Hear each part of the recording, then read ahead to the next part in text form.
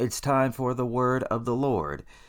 For our base text, we will look into the Old Testament book of Judges, the seventh book of the biblical canon, and we will look at the background story to Judges chapter 11. Judges chapter 11 verse 1 through Judges chapter 12 verse 8 features a great judge by the name of Jephthah. We will consider his formative years and and also some of the complex situations that he was in even before we get to his military might. Jephthah is mentioned in the Hebrews Hall of Fame of Faith, Hebrews chapter number 11. So when we deal with Jephthah, we are dealing with a significant figure. He is not the type of influencer, I would say, as David or Solomon or even Paul, particularly not someone like Moses, but he does make a contribution to the great book of Judges, in which God sends human ambassadors, or at least anoints them, to bring some order, to bring some governance. Now, of course, we understand that the governance of the judge was temporary. We also understand that there were judges who ruled alongside other judges as far as the timeline goes. Some believe that Samuel was a judge during the time of Samson, and so some judges had their government established during the time of other judges. And so the book of Judges and the time of Judges is really a freelance period. There's a lot going on. And what we see here, generally, when it comes to the book of Judges, is man's effort to try to fix situations. Ultimately, we rely upon God to fix things, but God does use humankind to bring change. But we do understand that the greatest judge of all, the greatest deliverer, is Christ, and he will reign for 1,000 years. Now that is a far lengthier duration than any of the judges. The judges in the Bible only brought temporary peace. We know that Samson's governance lasted for 20 years, and so there were periods of peace, often after war, often after oppression. And so it was a very tumultuous day in the period of the judges. Men were doing whatever they wanted. Whatever was right in their eyes was what they were going to perform. And so we find that the times that we're living in now mirror the book of Judges. And even though we have laws and statutes in place, there are loopholes. There are people with money who can pay cops off. There are people who have interwoven a great network of crime and wrongdoing. People are doing what they want to do, often if they have the means to do it. Even in jail, a drug addict who is in prison can actually still get drugs in jail. You could actually be in jail and still be a drug dealer in the outside world. And so people are doing whatever they can. And that's one of the things that you come to learn in life. People are doing what they can. Oftentimes, whether it is good or bad. If people have the means to perform negative functions, they will do so. If they don't have the means, then they may even try to invent a way or misuse an individual in order to get their purpose achieved. But when we deal with God's judges, we understand that their motive is to deliver God's people. Also, of course, there is a sense of personal accomplishment, and for any individual, everyone, most people I know, are trying to make a mark. They're trying to achieve a certain status, get certain accolades, accomplishments, have a certain resume. And the people in the biblical day were no different. That's why an individual like Solomon would have building projects that even burdened the people. What a lot of people don't understand about Solomon is that he was oppressive. And so after he had passed away, and it was between his sons Jeroboam or Rehoboam to rule, it comes forth from the very people of Israel themselves that Solomon was oppressive. But when you read 1 Kings chapter 1 through chapter 11, you don't really get the vibe that Solomon is building his greatness and his opulence off the back of his people. You really don't get that. But as soon as he dies, we are confronted with the reality that all of the greatness of Solomon that we had hitherto read of was built off of the backs of his own people. Now, Jephthah, he is a Gileadite, and the Gileadites, of course, descend from Gilead. Now, of course, Gilead is not a super prominent name in the Bible, although it does surface. And this person, Gilead, of course, was a real person. And he had at least one wife that we know of, according to Judges chapter 11, verse 1 through 4. We understand also that he went into a concubine. Now, this will prove to be a disadvantage for Jephthah, because he is a son, or the son of Gilead, and this particular concubine at this particular occasion. And so Jephthah Jephthah is a descendant of a sexual encounter that wasn't had between a husband and a wife. The Bible says that he was the son of an harlot in Judges chapter 11, verse 1. And when we just say the word harlot, it sounds so demeaning. It sounds debased. It sounds like it's full of mischief. It sounds like it is even perhaps even illegal. I mean, we get that kind of ramification from just saying the word harlot. I mean, it is a word. Just hear the sound of it. Harlot. It is a word that is harsh. It is a word that is full of judgment and stereotype. It is a condemning noun. But nevertheless, Gilead, although he was an individual of some status, and we know that he had some status because his son Jephthah is a Gileadite, and so even though Gilead has this status, he still goes into a harlot. You see, people will often do whatever it takes to accomplish their pleasure. And a lot of men who are married, even in the modern age in which polygamy is not allowed here in America, in California, people still have a desire as a male to fall into these attractions with women who are not their wife. Now, in the biblical day, polygamy was something that was acceptable. Especially during this time, the time of the judges. We also understand that during the time of the monarchy, that David had several wives. We know that Solomon dealt with hundreds of women. But for us today, in this present time, and of course, if you are a preacher in the New Testament church, you can only have one wife. And so we have to understand that there's a little bit of a difference when we speak of American society and the time of the judges. Now, of course, we do know that there is a refrain in the book of Judges, as we mentioned earlier, that every man does what is right in his own eyes. And so Gilead, he's living the life of a man of means, or a man who is able to have not only a wife, or at least one wife, but then also he deals with the concubine. But the good thing here is that he's heterosexual. That's the good thing here that we're getting from Gilead.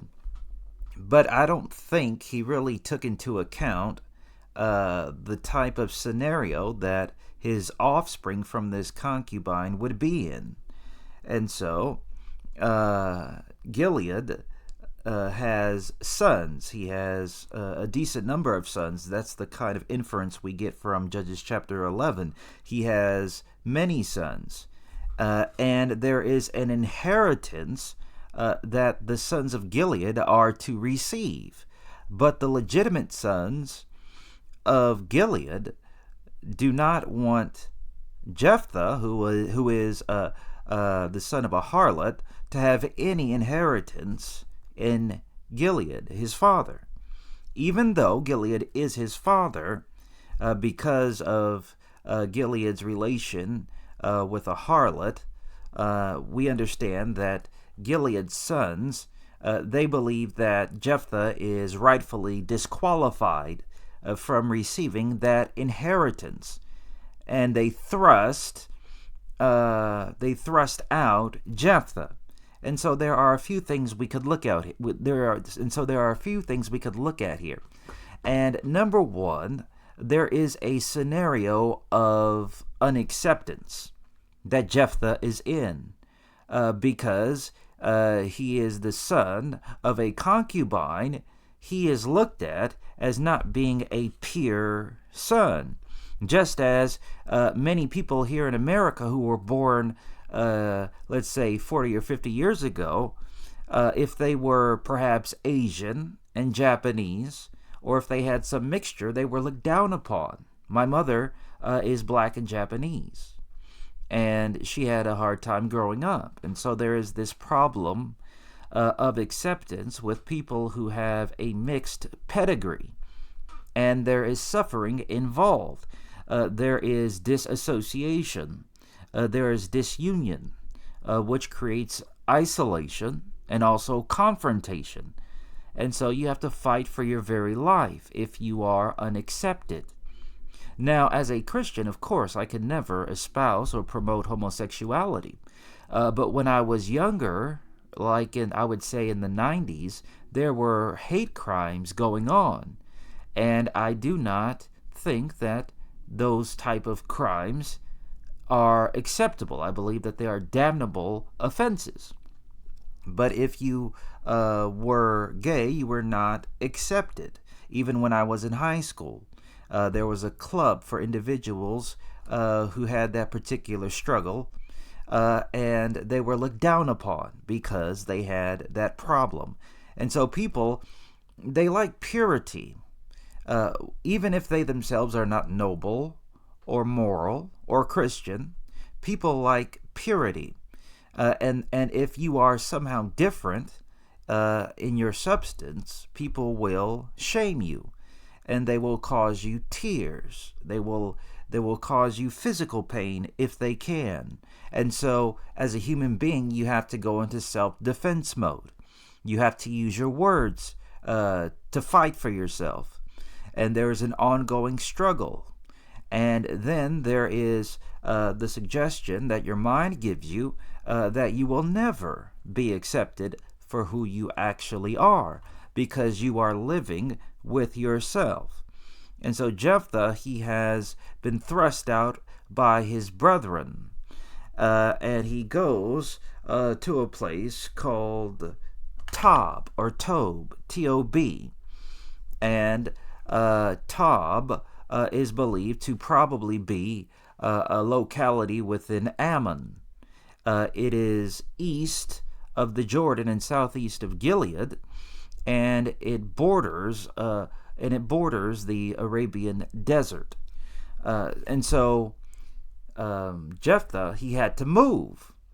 Not only was he frustrated because he could not receive his inheritance that he may have been hopeful for, but now he is in a place in which he finds himself in exile from people who are halfway his own brethren.